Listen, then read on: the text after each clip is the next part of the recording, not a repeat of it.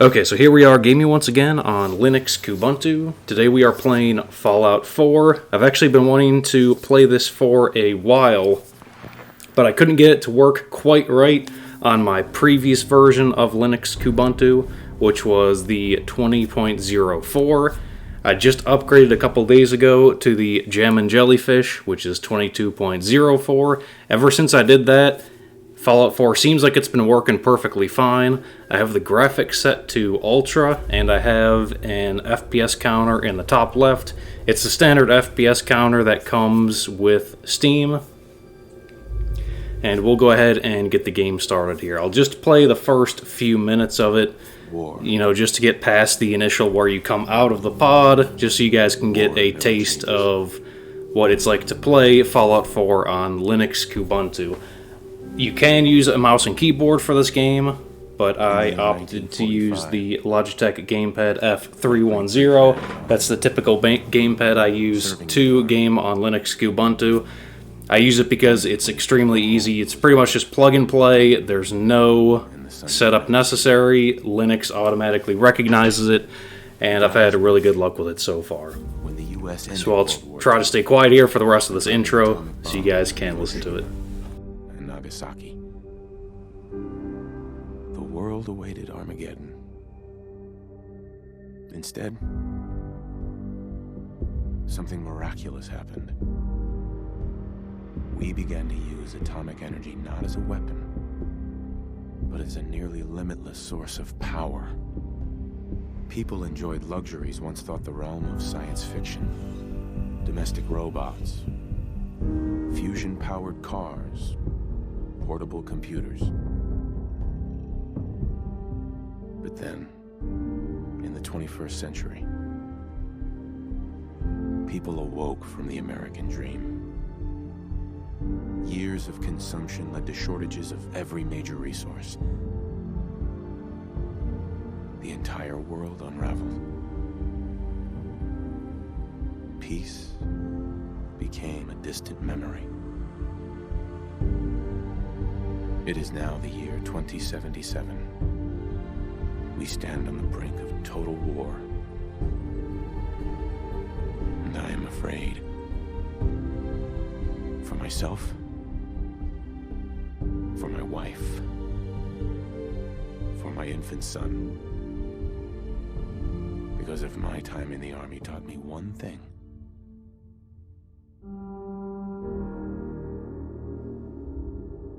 it's that war never changes.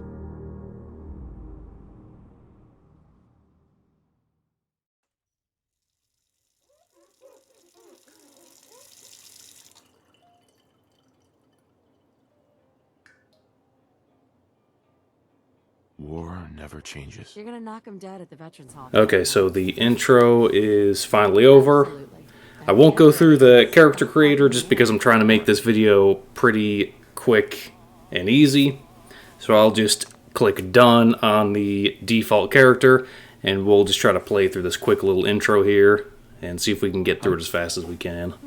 And I forgot to mention too, so this game does not run natively on Linux, so you have to play it on the Windows version of Steam.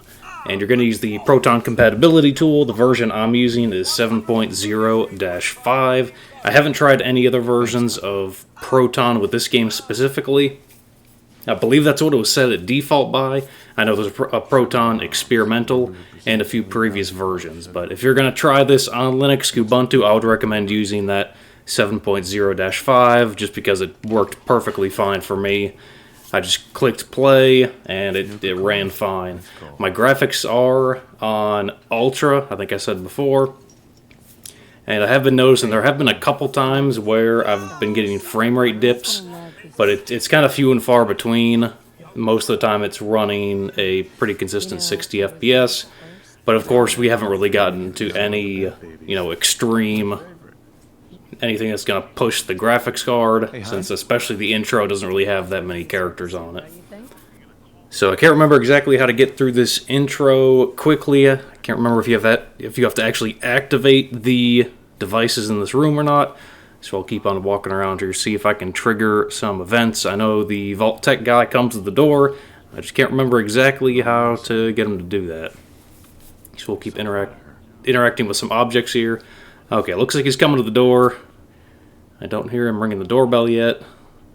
There it goes. Can you get that? Let's open the door, answer his questions, and fill out the character sheet for Fallout 4. Since I'm not really going to be playing this, unless you guys want to see a playthrough on Linux Kubuntu, I can always do that. I'll just make a quick character. Usually what I do is stick 4 in every aspect.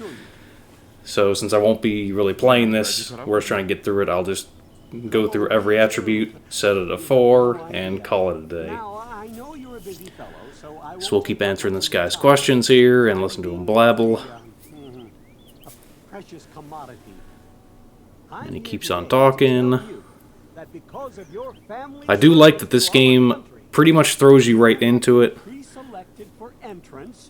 Of course, after this, you know, the first 5-10 minutes, it's super slow, but after that, the nuke drops, you get to run to the vault and go down, and that kind of starts the entire game off. So at least only the first couple minutes are pretty boring. After that, it's pretty good.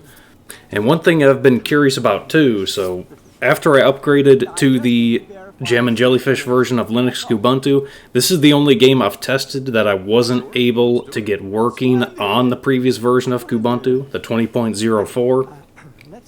So what I'll have to do is go through all my Steam games that I was having issues with. There were only a handful of them. I remember, so this was one, obviously, Fallout 4. Fallout 76, I believe I was having issues with. That could have been just because I had trouble creating the online account for Bethesda. I can't remember exactly, but there were a few other games too on my Steam library that didn't run natively on Linux that I was having some issues with. So what I'll do is I'll test those out. If any of them work on this newer version, I'll probably make separate videos for those just so you can see how to fix the issue, because I know a lot of people are still running the old version of Linux Kubuntu, which I think is actually being sunset in 100 and something days. I know my pop-up in the bottom right corner came up saying, hey, the security updates for this version of Linux Kubuntu are only going to last for another 100 and something days. So the first quarter of 2023, I think, is when they're going to end compatibility for that. So what you're going to have to do is upgrade to the Jammin Jellyfish version. It's pretty easy. I just clicked the bottom right hand corner, hit upgrade, but I've tried it on 2 computers, so this one it worked perfectly fine. I tried it on an older machine, and the install failed and actually completely destroyed my operating system. So you may want to definitely back up anything you have before you try the upgrade. Like I said, so there's a 50-50 chance, at least from my small sample size. One worked perfect, the other one completely crashed and failed. So your mileage may vary on that.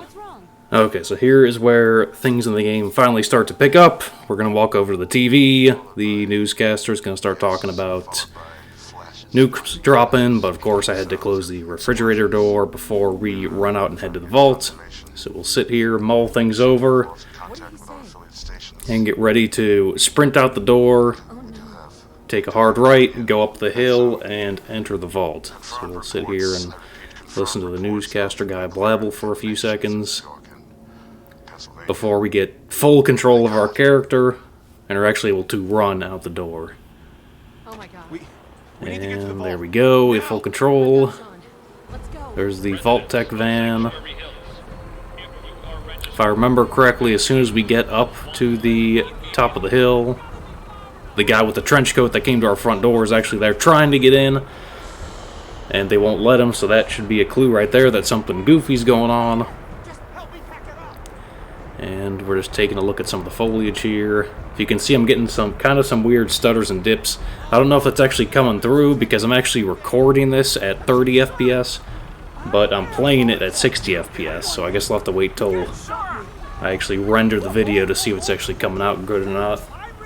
So as you can see, there was the Vault Tech guy. We're going to talk to this guy, see if he'll let us in. We're on the list. And if you've played this before, you know going down the vault is a terrible mistake, but we don't know that yet. We're just trying to hide from the nuke blast. So we'll run up here, make sure our wife and kid is coming with us. Keep following these guys that are pointing directly to the terrible vault hole. Make sure she's still coming, yep. Like a good husband, we're letting her carry our baby. Almost there. We're gonna be okay. There's a spinny helicopter blade, so we'll face this way. There's the nuke blast. Hopefully the vault lowers us down, and we'll get under just before the thing hits.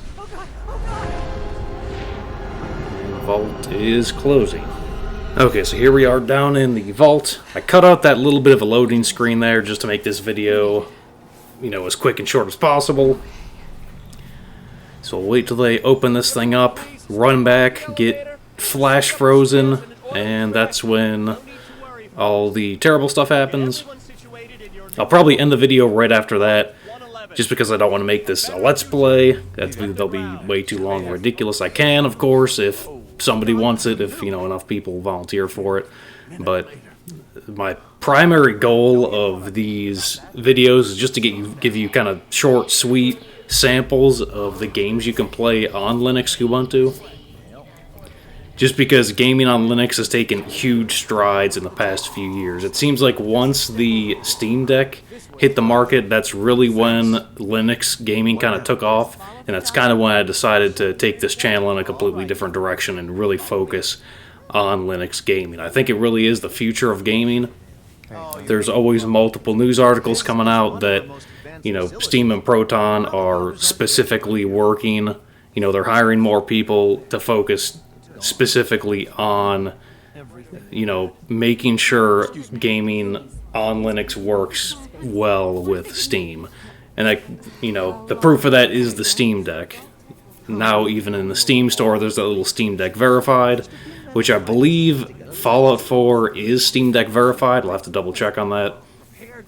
But there's a bunch of games too that run on Windows and that are native on Linux. And of course, if they're native on Linux, it makes it even easier. You just download the game, click play like normal. The only issue comes in, like I said before, if the Proton versions may be slightly different. Sometimes you have to play around with the Proton version. And the frustrating thing about that is every time you change Proton versions, it'll close Steam completely, update it, and open it back up again. So it's a 4 or 5 minute process every time you switch Proton versions. So that's kind of the frustrating thing, but that's the state of Linux gaming right now. So as you can see, our guy just voluntarily stepped into the death pod. I guess it's not really a death pod, it's a freeze pod, with his wife adjacent and kid. And we're about to get flash frozen here. And that's when all the terrible things start happening and the game starts. So we'll get frozen here, wake up, and I can't remember what the time period is of how long the guy's frozen before he gets thawed, and then he gets frozen again. It's been so long since I've played this game. And our guy is still frozen. He's still frozen. Should only take a few seconds here. I don't know if this is actually a loading screen or not. I'm pretty sure it is. I know a lot of games have been sneaking the loading screens into the video play sections. It's kind of an interesting little trick. But here we are, guys, finally awake. There's going to be 2 bad guys come up, unfreeze the pod adjacent from us, take the main character's son, and we're trying to bang on the glass here. Of course, no one can hear us, and since it's an industrial strength freeze chamber, we can't bust through it with our bare hands. Although our guy is not really hitting that thing that hard. It's more of a baby slap than anything. I mean, if he punched it hard enough, he could actually get through there and do something about it. But he keeps baby slapping it. And they shut the pod adjacent. That guy gives us a dirty look. And he freezes us again. Which makes you wonder, why did they freeze all the pods in there Or unfreeze all of them when they just need the one across from us. I guess that wouldn't make for a very good story. It's more dramatic if we see what happens. So here we are getting frozen again and rethawed. So that's probably where I'll end the video. I'll let it run another minute or two after this without me talking, just so you guys can see what happens.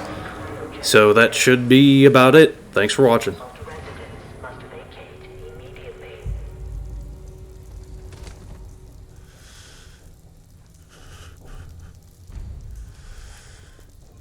Come on! There has to be a release! Come on, come on, come on! Oh, God!